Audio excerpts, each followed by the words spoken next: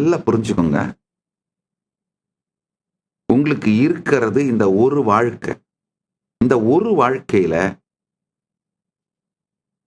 எந்த தெய்வம் உயர்ந்ததுன்ற அந்த பிரச்சனைகள் எல்லாம் சிக்கி காலத்தை வீணடிச்சிடாதீங்கயா. உண்மை என்னன்னா, உங்கள் உணர்வு எந்த தெய்வத்தோடு ஆழ்ந்து ஈடுபடுகின்றதோ,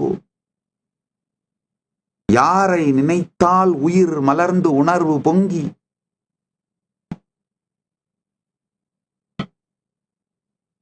உங்களுடைய inner dialogue, emotional baseline, energetic posture அத்தனையும் மலர்ந்து போய் நிற்கின்றதோ அவர்தான் உங்கள் இஷ்ட தெய்வம். அவரே பரம். ஒரு உடம்புக்குள்ள மீண்டும் மீண்டும் பலதரம் மனம் அழிந்து புதுசா பிறக்கணுங்கயா. அதுதான் வாழ்க்கையின் வெற்றி. அதுதான் வாழ்க்கையின் வெற்றி. நம்முடைய சனாதன இந்து தர்மத்தில் ரொம்ப அருமையான ஒரு உபனிஷத் மந்திரம் இருக்கு. விரஜாஹோம மந்திரம்னு சொல்லுவோம். விரஜா விபாப்மா பூயா சக்கும் ஸ்வாஹா அந்தராத்மா மே சுத்யந்தாம். விரஜா விபாப்மா பூயா சக்கும் ஸ்வாஹா. ஒண்ணும் இல்லைங்க. தினந்தோறும் இரவு தூங்குறதுக்கு முன்னாடி இந்த மந்திரம் மொத்தம் 5 நிமிஷம் தான் ஆகும், அதுக்கு மேல இல்லை. அதை அப்படியே போட்டு விட்டு உங்களுடைய மனம், உங்களுடைய எண்ண ஓட்டங்கள், உங்களுடைய மனம் உருவாக்கி வைத்திருக்கும் பயம், துக்கம், துயரம், பேட்டர்ன்ஸ், உங்களை கட்டுப்படுத்துகிற பேட்டர்ன்ஸ், இது எல்லாம் இந்த பிரபஞ்சத்தின் பேரக்னியில் சமர்ப்பிக்கின்றேன். இந்த மனம் இறந்து நாளை காலை நான் விழித்தெழும் பொழுது புதிய சுத்த புத்தி ஞானம் மலரட்டும் அப்படிங்கிற அந்த உணர்வோடு இந்த மனத்தை பிரபஞ்ச ஞானாக்னியில், இப்போ பரமசிவ பரம்பொருளை, சிவபரம்பொருளை பரமாக நினைப்பவர்கள்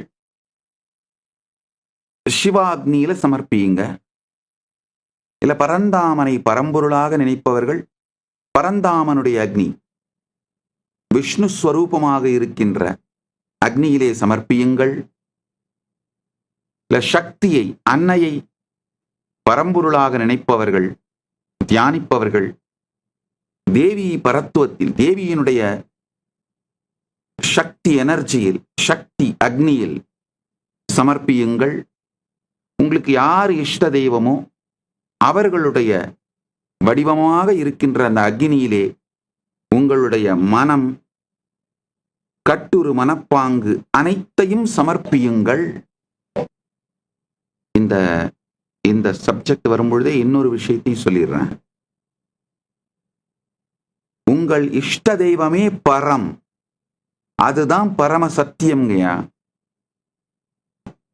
எல்லாரும் என்ன முக்கியமா இந்த சைவர்கள் அப்படிங்கிற பேரால இருக்க ஒரு சில பேர் தொடர்ந்து என்னை விமர்சித்துக் கொண்டிருக்கிறார்கள். பல்வேறு விதமான வீடியோஸ் போட்டு, கமெண்ட்ஸ் போட்டு. அவங்க விமர்சனம் என்னன்னா, நித்யானந்தா ஸ்மார்த்தர், அவர் பேசுற சம்பிரதாயம் கருத்துக்கள் எல்லாம் ஸ்மார்த்த கருத்துக்கள், சைவர் இல்ல.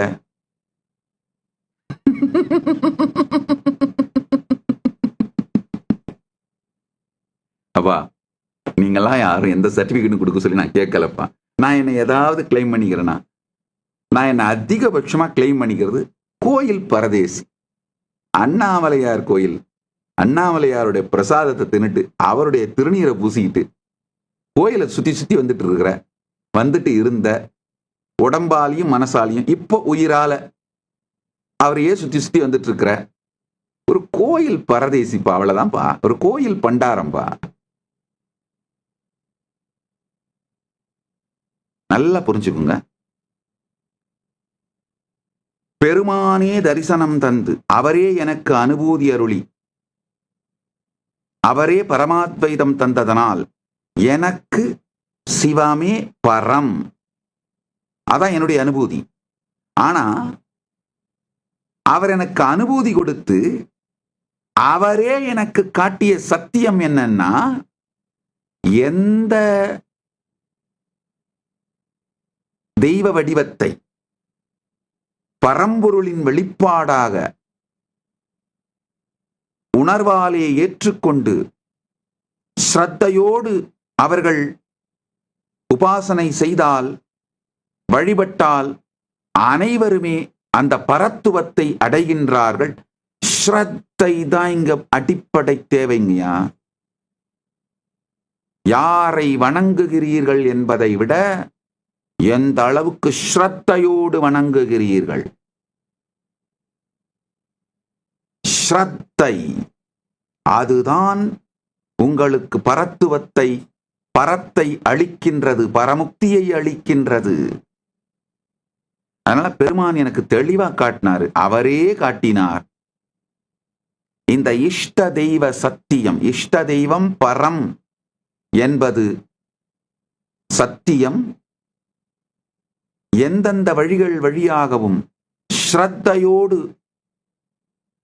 உபாசனை செய்து அந்த மார்க்கத்தை கடைபிடித்து சாதனை செய்தால் அவர்கள் பரத்தையே அடைகின்றார்கள்.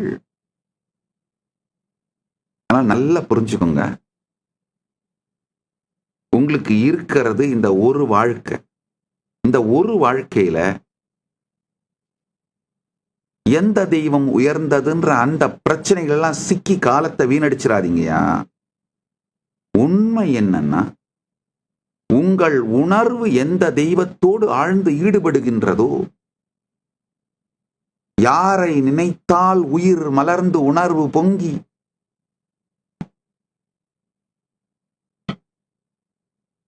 உங்களுடைய inner dialogue, emotional baseline, energetic posture அத்தனையும் மலர்ந்து போய் நிற்கின்றதோ அவர்தான் உங்கள் இஷ்ட தெய்வம். அவரே பரம்.